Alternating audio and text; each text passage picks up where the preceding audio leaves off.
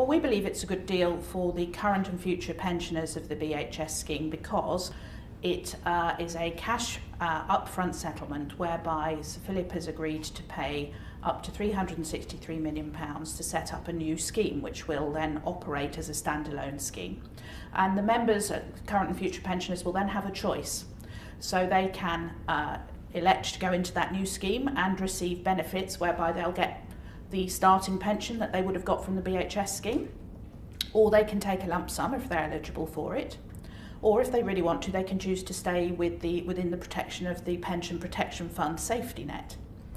So what effectively this means is that we have a set of money received and segregated upfront to set up this scheme, and it's the end of uncertainty for those BHS pension scheme members. Well, we've been very clear and robust in the negotiations, as I've explained, to ensure that we have a robust settlement here, which, as I've said, is right in both terms of money and structure. You held his feet to the fire, did you? Well, we have negotiated robustly and you know, really focused. As you will know, the negotiations have continued for a while and have been very complicated. It was absolutely essential to us that we understood the complete deal that was being proposed.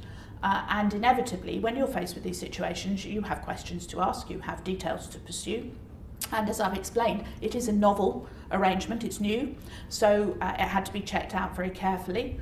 But we negotiated robustly to try and ensure that we got those details sorted out properly and that it represents a very good outcome for the current and future members of the scheme.